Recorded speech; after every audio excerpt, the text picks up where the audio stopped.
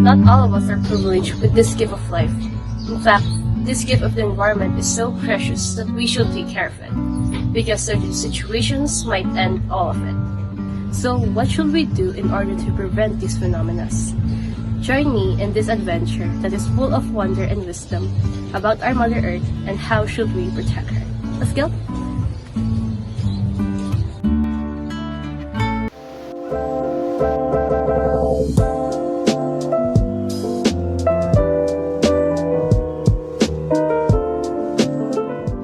To understand climate change and its structure, we need to look back in 1820, where French mathematician and physicist Joseph Fourier suggests that the energy that the Earth receives from the Sun must balance to the energy that is returned to space. He also stated that too much energy in our planet can cause severe heating and radiation. But if everything is released into outer space, then we will not have any source of warmth that is vital in our daily lives, such as cooking and drying our clothes. Earth's atmosphere acts like a greenhouse, where the energy absorbed from the sun will be trapped there. Hence, the name greenhouse effect was formed. In 1860, Irish scientist John Tyndall discovers that gases such as CO2, methane, and volatile hydrocarbons are the ones that does the absorbing mechanism that happens in the atmosphere. Then Swedish chemist Svante Arrhenius hypothesized that the more CO2 is in the atmosphere, the Earth becomes warmer in 1896. Experts were skeptical at first by this, until in 1938, British engineer Guy Stewart Callender decided to observe the global temperature for the past 5 decades. That is why he stands by the theory of Arrhenius and says that the greenhouse effect is coming closer to appear.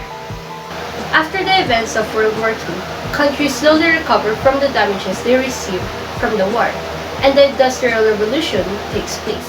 This may seem as a good restoration of the economy, but our environment is greatly affected due to the fossil fuels burn and sulfur pollution.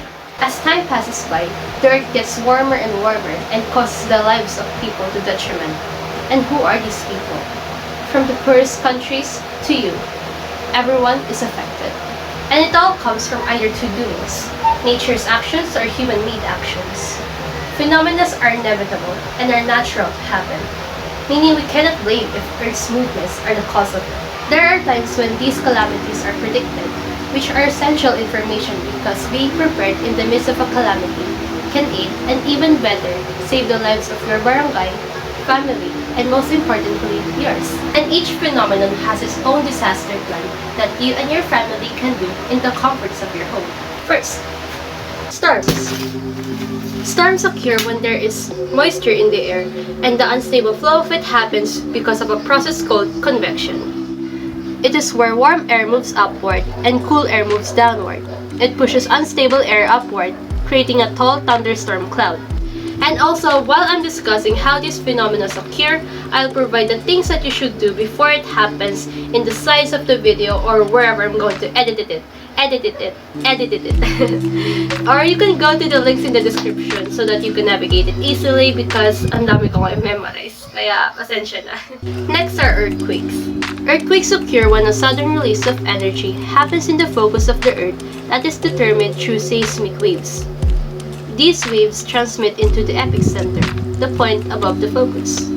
Flooding comes next. It occurs when rain overflows above the normal surface level areas.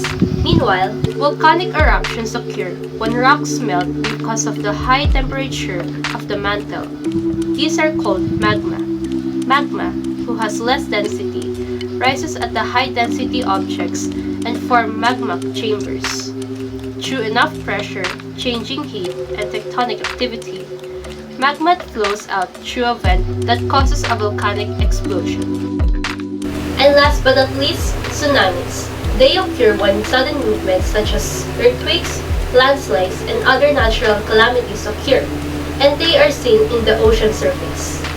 Oh yeah, and before I end this segment, You should always wear the proper equipment when it comes to the floods, tsunamis, and storms, such as your jacket, hat, and mask. You can even bring a scarf with you in case, kasi fashionista ka, joke lang. In case your family needs to or if you feel cold during the rain. And let's go to the next transformation. Wow. Alright, so the reason why I'm wearing such fancy clothes today because today's edition of What's in the Box is a special one. And this box is an emergency kit.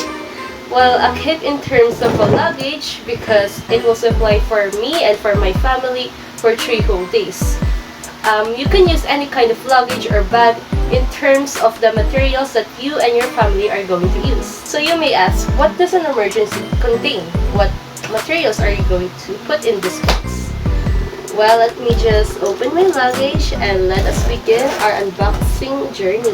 Alright, to begin, your emergency supplies kit must contain the sanitation supplies such as your alcohol, your cotton buds. Next are your fully charged electronics as well as your fully charged power banks. Next are the clothes of your family and yours too.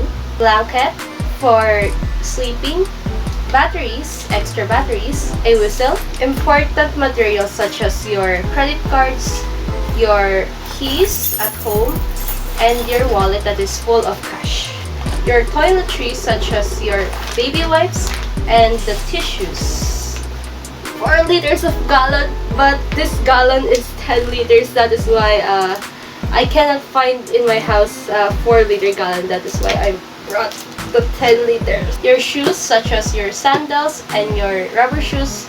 Although it is not necessary that you should bring your branded shoes because the reason why I use Keds as my shoes because social ako. Foods that are good for 3 days such as instant noodles, canned goods, or maybe even biscuits such as skyflakes. Important documents that are inside of a plastic bag or any kind of bag. And finally, your flashlight. And that concludes the segment of What's in the Box. Now let's go to the last transformation. Cha cha cha. And this last segment is called Simple Ways, Simple Life. The reason why I called it Simple Ways, Simple Life because in order to fulfill a humble and work-fulfilling life, we should not only be charitable towards other people, we should also protect the safetyness of our environment because it does not only affect our economic and country status, it also affects our physical, mental, and social well-being, such as we can get illnesses from the atmosphere or heat stroke from the sun.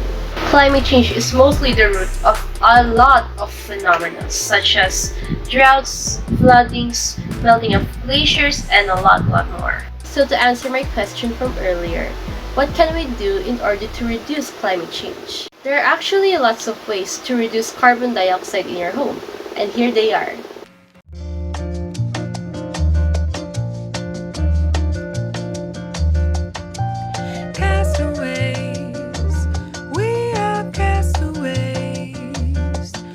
Before ending the segment, I just want to say a quote from Aliyah Haq. Change only happens when individuals take action. There's no other way if it doesn't start with people. So rise up and take the challenge in reducing climate change because our small deeds, when done frequently, can make a huge difference in our environment. And there you have it. Thank you so much for watching this video and I hope that you all learned something about climate change, its history, its effects, and the ways to reduce it. Stay safe and bye!